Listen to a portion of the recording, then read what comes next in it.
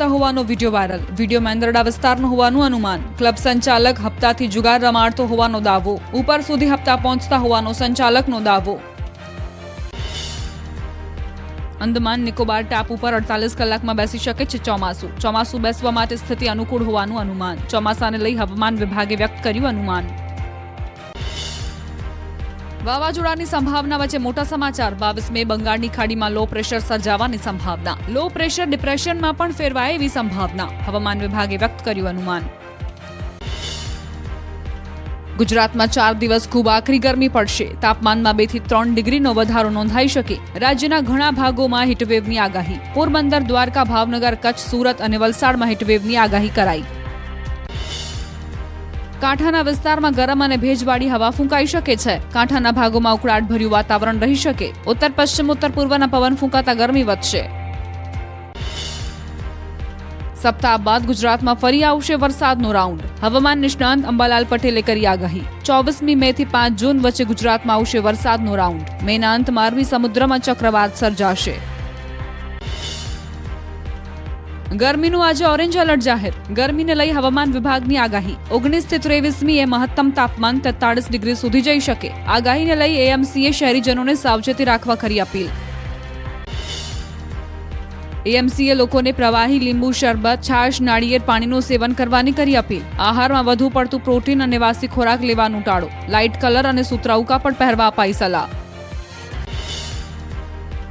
સાથે લૂના લક્ષણો જેવા કે ખૂબ પરસેવો થવો અને અશક્તિ લાગવી, માથાનો દુખાવો, ચક્કર આવવા, સ્નાયુઓમાં દુખાવો અને અશક્તિ આવવી, ઉબકા અને ઉલટી સહિતના લક્ષણો દેખાય તો તરત તબીબી માર્ગદર્શન હેઠળ ઉપચારની અપીલ કરાઈ. બનાસકાંઠાનું ડીસા ભીષણ ગરમીમાં શેકાયું. ડીસામાં તાપમાનનો પારો 45 ડિગ્રીએ પહોંચ્યો. 3 વર્ષમાં પ્રથમવાર ગરમીનો પારો 45 ડિગ્રી પર. આગામી સમયમાં તાપમાન હજુ વધે તેવી શક્યતા. કાળઝાળ ગરમીમાં લોકો ત્રાહિમામ પુકારી ઉઠ્યા. અરવલ્લી જિલ્લામાં ગરમીનો પારો 44 ડિગ્રી પર પહોંચ્યો. આકાશમાંથી અગનગોળા વરસતા હોય તેવી ગરમી પડી. જિલ્લાના રાજમાર્ગો પર સ્વયંભૂ કર્ફ્યુ જેવી સ્થિતિ સર્જાઈ. અમરેલીમાં કાળઝાળ ગરમીનો પ્રકોપ જોવા મળ્યો. શહેરમાં ગરમીનો પારો 43.4 ડિગ્રી પર પહોંચ્યો. અમરેલી અગનભઠ્ઠીમાં ફેરવાતા શહેરના રસ્તાઓ બન્યા સુમસામ. અમદાવાદમાં મદ્રેસાઓના મેપિંગની કાર્યવાહી શરૂ. મદ્રેસામાં અભ્યાસ કરતા બિનમુસ્લિમ બાળકોનો થશે સર્વે. મદ્રેસામાં બીયુ પરમિશન, ફાયર સેફટીની થશે તપાસ. મદ્રેસાઓની સ્કેન કોપી સાથે હાજર રહેવા અધિકારીઓને ફરમાન. અમદાવાદના દરિયાપુરમાં મદ્રેસામાં સર્વે કરવા ગયેલા આચાર્ય પર થયો હુમલો. બાપુનગરની સ્મૃતિ વિદ્યાલયના આચાર્ય પર હુમલો કરાયો. હુમલાને લઈ 2 વ્યક્તિઓ સામે નામજોગ અને અન્ય ટોળા સામે ફરિયાદ નોંધાઈ. મદ્રેસાઓમાં સર્વે અંગે શિક્ષણ વિભાગનું નિવેદન. કહ્યું, રાજ્ય સરકારે બાળકોના પ્રાથમિક શિક્ષણની ચિંતા કરી છે. આરટીઈ હેઠળ બાળકોને ફ્રી શિક્ષા આપવામાં આવે છે. ધાર્મિક શિક્ષણ સાથે પ્રાથમિક શિક્ષણ પણ જરૂરી. જામનગરમાં મદ્રેસાઓમાં શિક્ષણ વિભાગે કરી સર્વેની કામગીરી. મોહમ્મદિયા, ખલીફા મસ્જિદ, જાંબુડી મસ્જિદ સહિત 4 જગ્યાએ સર્વેની કામગીરી કરાઈ. બીયુ પરમિશન, ફાયર સેફટી, બિન મુસ્લિમ વિદ્યાર્થીઓ અભ્યાસ કરે છે કે કેમ તે અંગેનો સર્વે હાથ ધરાયો. હાલ રાજ્યભરમાં મદ્રેસાઓમાં સર્વેની કામગીરી ચાલી રહી છે. ત્યારે વેરાવળમાં 12, કોડીનારમાં 4 અને ઉનામાં 2 મદ્રેસાઓનો કરાયો સર્વે. શિક્ષણ વિભાગની જુદી જુદી ટીમો દ્વારા કરવામાં આવી સર્વેની કામગીરી. સરકાર દ્વારા માંગવામાં આવેલી માહિતી અંગે સુરતમાં મદ્રેસા સંચાલકે સપોર્ટ કર્યો. સંચાલકે કહ્યું, મદ્રેસામાં બાળકો આવે છે તે અન્ય શાળામાં પણ જતા હોય છે. મદ્રેસામાં કોઈ પણ બાળકને મળે છે પ્રવેશ. 2 દિવસ અગાઉ પડેલા કમોસમી વરસાદથી બનાસકાંઠા જિલ્લાની ખેતીમાં નુકસાન. પાલનપુરના ધાણધાર પંથકમાં ઊભા પાકમાં નુકસાની વેઠવાનો વારો આવ્યો. બાગાયતી ખેતી કરતા ખેડૂતોને ભારે નુકસાન થયું. ખેડૂતોએ સરકાર પાસે સહાયની કરી માંગ.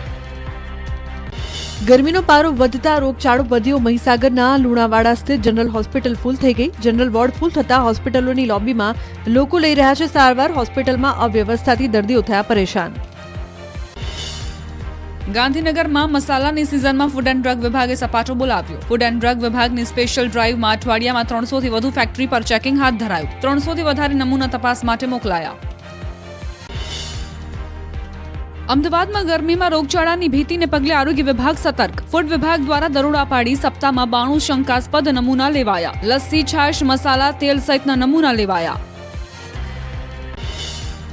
પંચમહાલના હાલોલમાં લોનના બહાને કરોડોનું ફૂલેકું ફેરવ્યું. લોકો પાસેથી કરોડો ઉઘરાવી ફાઇનાન્સ કંપનીનો સંચાલક ફરાર. રૂપિયા પડાવતા સંચાલકોનો વિડીયો આવ્યો સામે. લોનના બહાને 50 થી વધુ લોકો પાસે પડાવ્યા હતા રૂપિયા.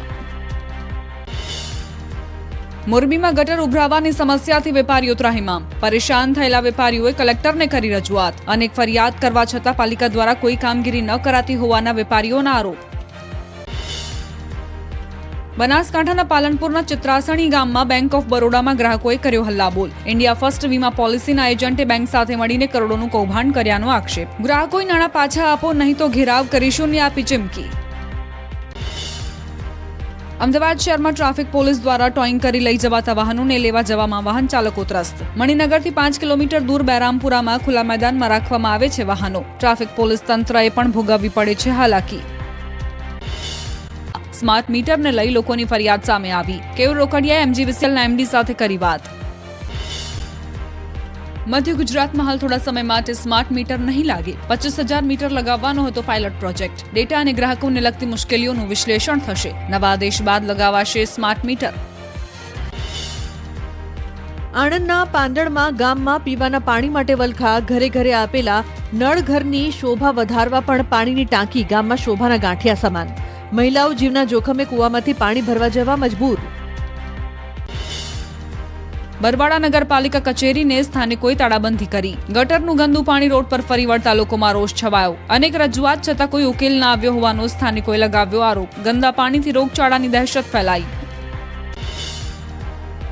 બગસરા પાલિકામાં પગાર મામલે ફરી સફાઈ કર્મીઓ ચીફ ઓફિસરને મળ્યા. પાલિકાએ અડધો પગાર ચૂકવી કર્મચારીઓને શાંત કર્યા. સફાઈ કર્મચારીઓના 3 મહિનાનો પગાર જમા થશે. કાયમી સફાઈ કર્મચારીઓનો 2 મહિનાનો પગાર થશે જમા. વિદ્યાર્થીઓમાં શિષ્યવૃત્તિને લઈને ઉઠી ફરિયાદો. કોલેજમાં અભ્યાસ કરતા સામાજિક અને શૈક્ષણિક રીતે પછાત વર્ગના વિદ્યાર્થીઓને મળે છે શિષ્યવૃત્તિ, જે અંતર્ગત વિદ્યાર્થીઓના ખાતામાં શિષ્યવૃત્તિ ચૂકવાય છે, પરંતુ હજુ શિષ્યવૃત્તિ નથી મળી તેવી ફરિયાદો ઉઠી છે. રાજકોટના વાયરલ પોસ્ટ બાદ આરટીઓ સતર્ક. ટેસ્ટ વગર લાયસન્સ કાઢી આપવાની પોસ્ટ થઈ હતી વાયરલ. આરટીઓ દ્વારા બી ડિવિઝન પોલીસમાં કરાઈ અરજી. સમગ્ર મામલે તપાસ બાદ કાર્યવાહી કરવાની માંગ કરાઈ. સમગ્ર મામલે આરટીઓ ઇન્સ્પેક્ટરની પ્રતિક્રિયા. કહ્યું, રાજદીપસિંહ નામના વ્યક્તિએ પોસ્ટ મૂકી હતી. પોસ્ટ મામલે તપાસ કરવામાં આવી રહી છે. જેની પણ સંડોવણી હશે કાયદેસરની કાર્યવાહી થશે. વડોદરાના માધવ ગ્રુપ ઓફ કંપનીઝ પર આઈટીના દરોડા. આવકવેરાના અધિકારીઓ પોલીસ બંદોબસ્ત સાથે પહોંચ્યા. કન્સ્ટ્રક્શન સોલાર સિસ્ટમ સાથે સંકળાયેલું છે ગ્રુપ. દસ્તાવેજ, હાર્ડ ડિસ્ક સહિતની વસ્તુઓ કબજે લેવાઈ.